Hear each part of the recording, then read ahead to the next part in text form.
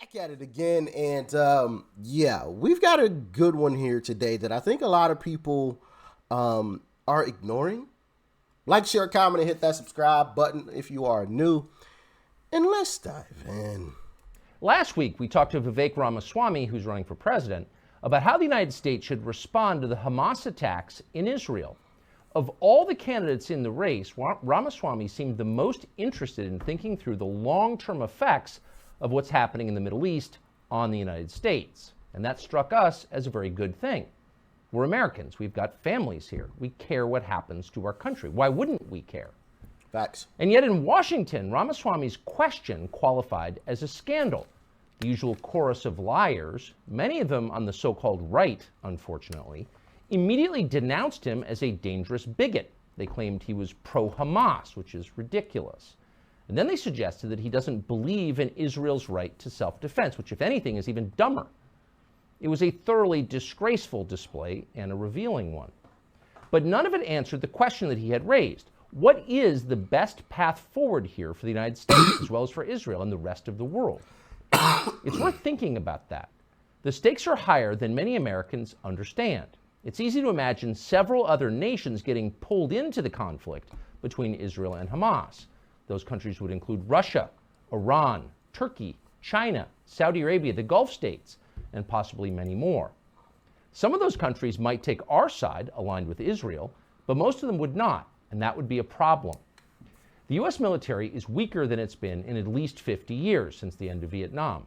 Exhausted by two pointless conflicts in Iraq and Afghanistan, internally divided by identity politics, mismanaged by buffoonish hacks at the Pentagon, our services are in obvious disarray. Check the enlistment numbers. Nobody wants to join.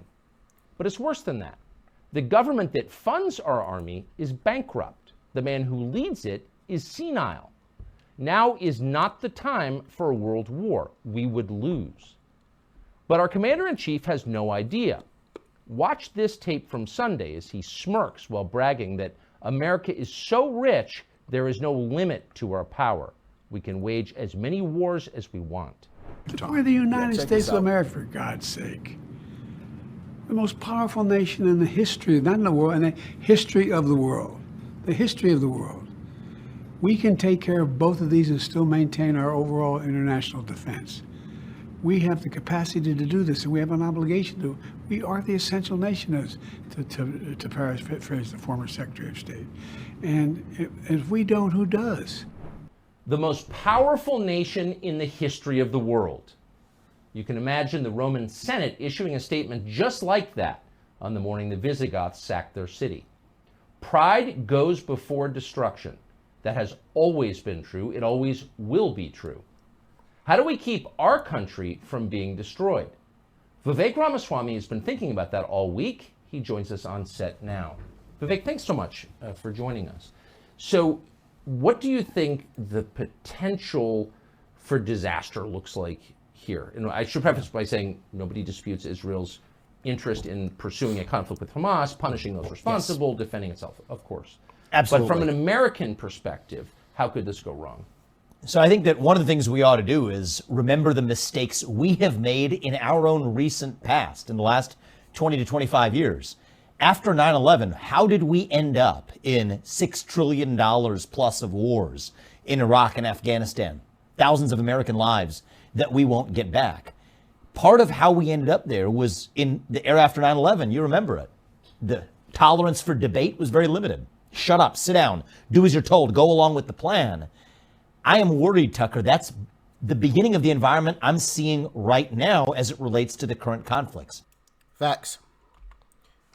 One thing that I've begun to realize about things is that when you're not allowed to say them, often it's true. You know, when you ask a simple question and people get angry, it's because you're probably going down the right path.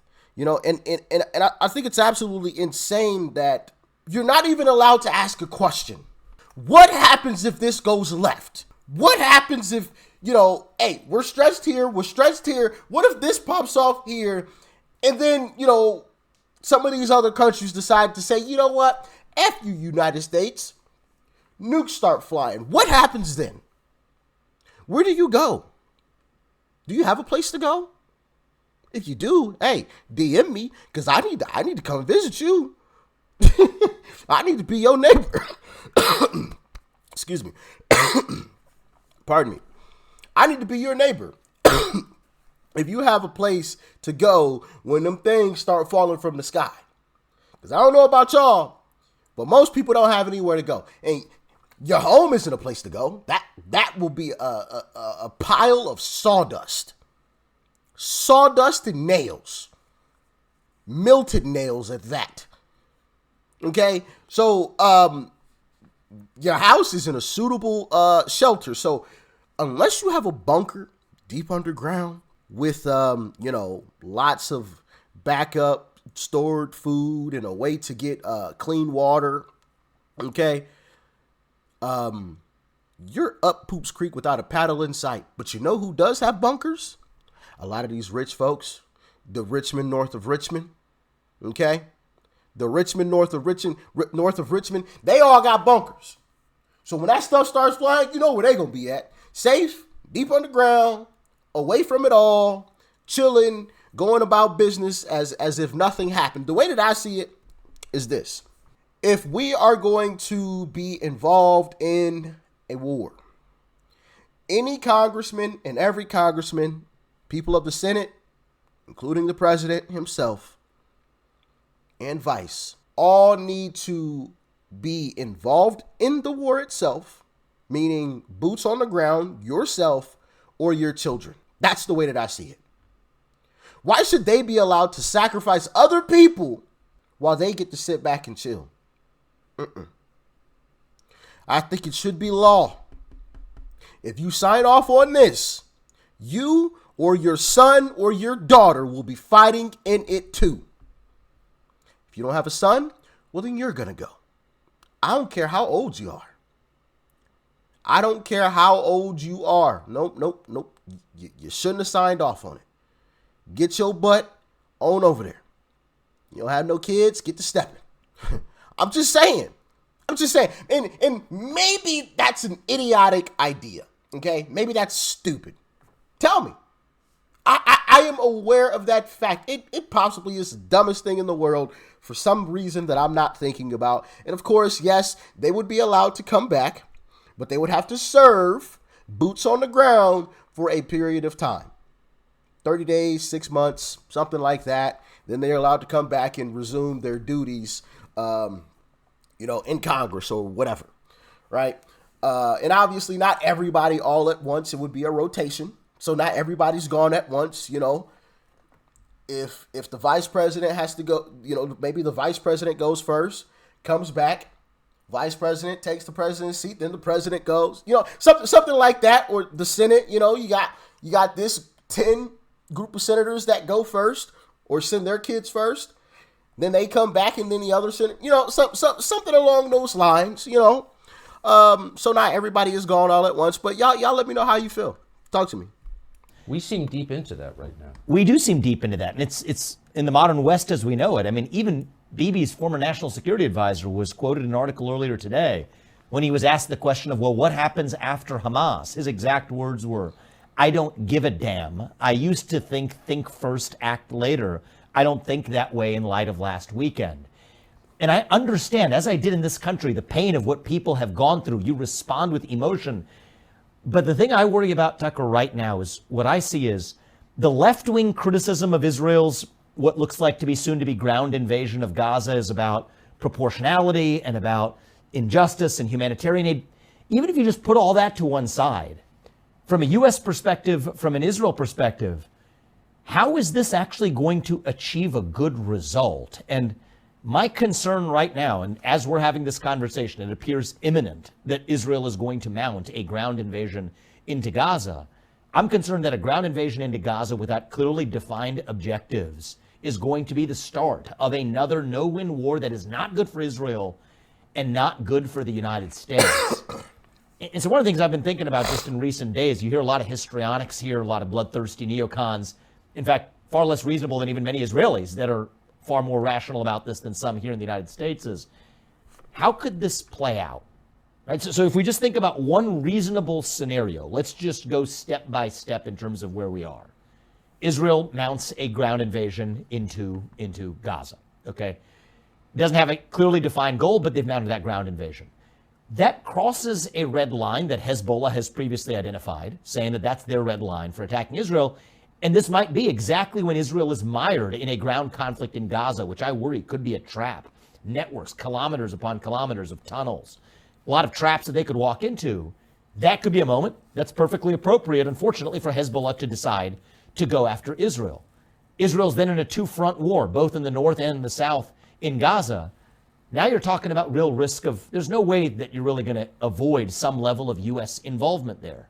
Now look at what the Iranian-backed militias in other places like Iraq, like, you know, the Badr group in Iraq. You talk about the Houthis in Yemen. What have they said? This is also going to be their red line for involvement. So now you have broader regional conflict. At a time when you have civilian casualties in Gaza, that turns the rest of the world's back on Israel. By the way, even in the case of success, ending up with what fills the vacuum, Hamas 2.0, with a bunch of radicalized Palestinians. So I don't think I think that's unfortunately, a reasonable way for how this could play out. Wait, can I just ask you to pause a sincere question? What is the plan?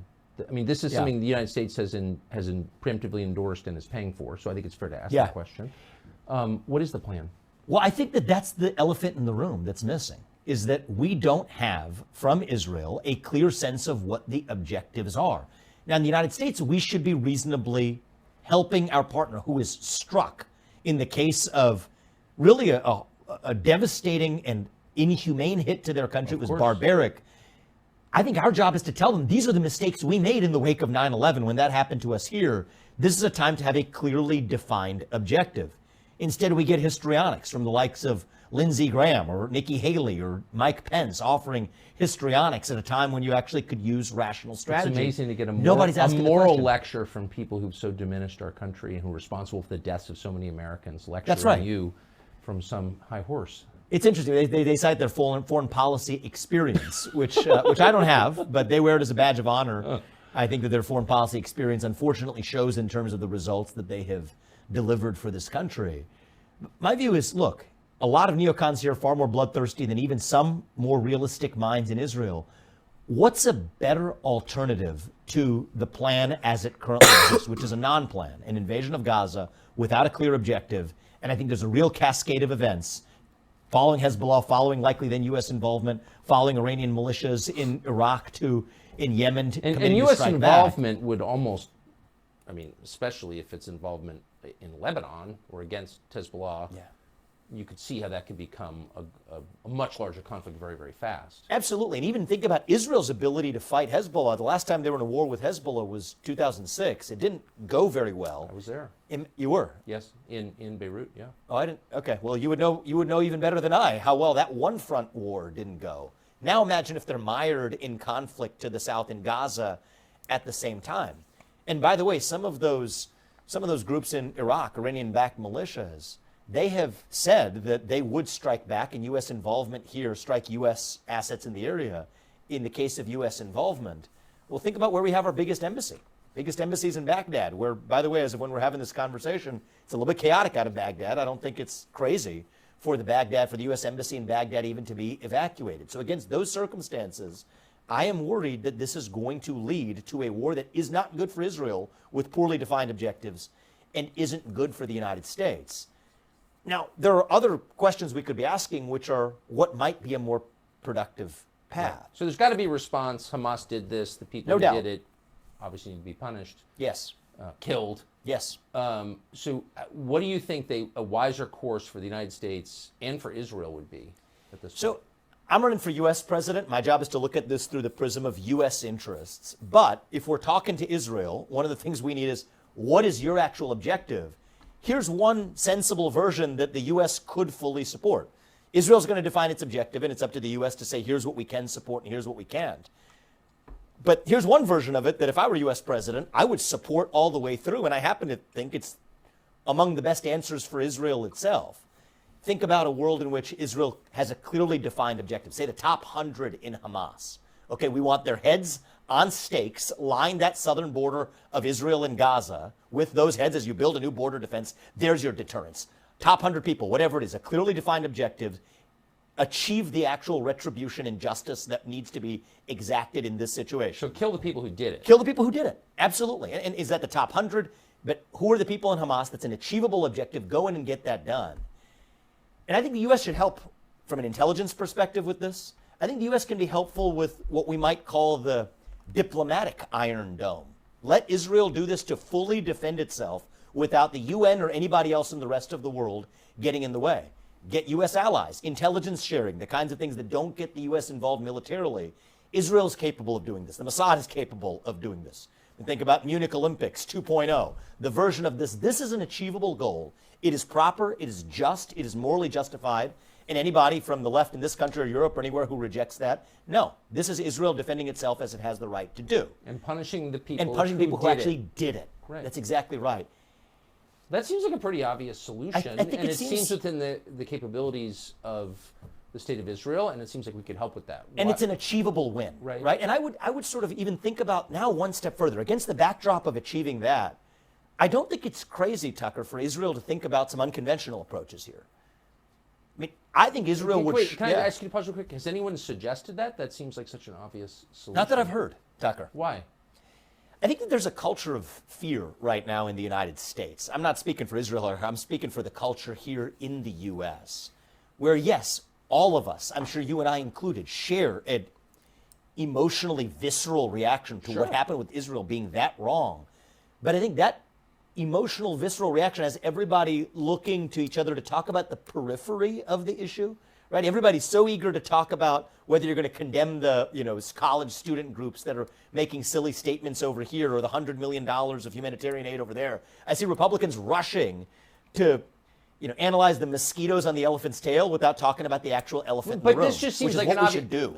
If we believe someone committed murder, we find that person and we punish him. That's right. So that would seem like the most obvious solution. Well, I think that there are some in the U.S. that are so bloodthirsty and have been rooting for outcomes that have really, from their standpoint, nothing to do with this conflict, that might want to use this conflict as an excuse to do what they otherwise might have wanted to do anyway, which is reopen broad-scale regional war in the Middle East, which we haven't had since Iraq and Afghanistan came to a close. These are cynical forces that exist in some wings of the U.S. But I can't speak for why others aren't really clear-headedly asking, what exactly is our plan of action? What advances U.S. interests? What exactly should we tell Israel we will and won't support? And how could that possibly positively influence Israel to make the right decisions here? But I think there's first principle, go after the people who are responsible for this in an achievable goal in a way, and I would say, metaphorically or literally, put their heads on stakes, make sure that we actually have a clear deterrence, that something like this never happens again. And then I think there are ways that Israel could really turn the tables here. So you're not arguing on behalf of Hamas? Of course. I mean, the things that people will say on the internet appall me, but Hamas is a terrorist group and deserves to be held accountable for the dastardly acts. I mean, this was barbaric. It was medieval. And I think a direct response to exact justice from Hamas is 100% morally justified. And as U.S. president, if I were in that office, I would provide every bit of diplomatic air cover to Israel to do what it needs to do, because I'm also looking after the U.S. interest here. I don't want the U.S. military involved in some tripwire of a war in the Middle East that we sleepwalk ourselves into, which isn't good for the U.S., but isn't even likely good for Israel.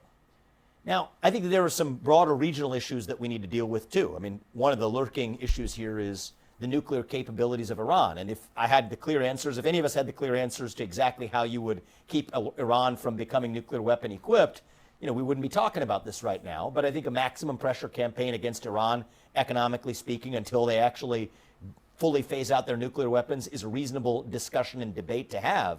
I think we can avoid doing some really stupid things that we've done along the way, though, in the meantime, this year.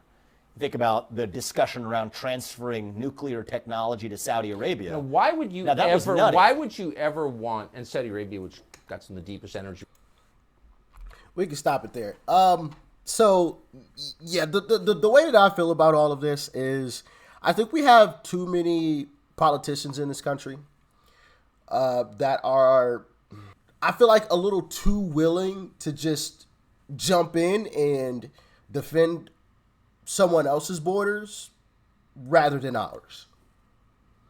Like, it would be one thing if, the United States was perfect, 100%, border was secure, inflation was low, everything was good, groceries were affordable, homes were affordable, the homelessness crisis wasn't even a thing, really. Yeah, you had homeless people, of course, which I believe you'll have homeless people until the end of time, but you don't see zombie cities. The drug situation on the streets wasn't what it was or what it is today. Like, things were actually good, and we saw all of our tax dollars actually getting put to great use. Our roads were good. Okay, I know some of us live in cities whose roads are absolutely garbage.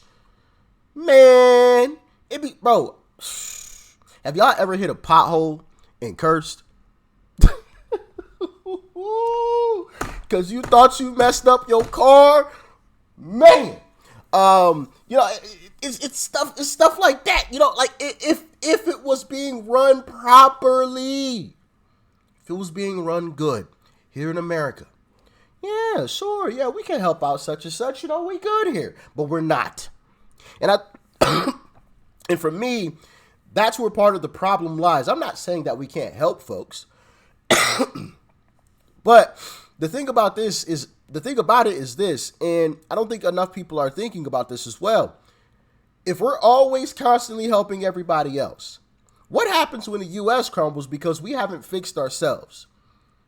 So now we're toast, but not only are we toast, but everybody else is toast because we let ourselves crumble. So, like, I feel like you have to take care of yourself first, because if you don't take care of yourself, you can't take care of everybody else. You could try to in the meantime, in between time, but eventually you crumble and then everybody's up Poops Creek without a paddle in sight. So that's the way I look at it. And also, what I was talking about earlier with where do we go, right? We have nowhere to go. And like I said earlier, if you do, DM me, okay? DM me. Link is in the description, all right? Twitter, Instagram, DM me ASAP, all right? If you got a deep underground bunker, hey, hit me up. Hit me up, okay? Let me know. I need to be your neighbor, okay? I'm moving into the neighborhood. If you have a bunker, I'm moving into the neighborhood, and it's just going to be a secret between me and you. We ain't going to tell nobody else now. All seriousness, I don't know, man. I just think we've gotten to a terrible place where, we see something happening and it's just like automatic without even really thinking about any type of consequences, financial or otherwise. Oh, let's jump in, let's jump in. And it's just like, hold on, pump the brakes a little bit. Pump the brakes. What if this happens? What if this happens? Okay. What if such and such jumps in? And in our political climate now, when you ask questions like that, you're automatically considered a traitor for some odd reason. And it's just like, wait a minute, I'm just asking questions. I'm just asking a question. Which, obviously I find a huge problem with that whole way of thinking. But hey, y'all let me know how y'all feel about all of this in the comment section below. Like, share, comment, hit that subscribe button before you go. Peace and love. I'm out.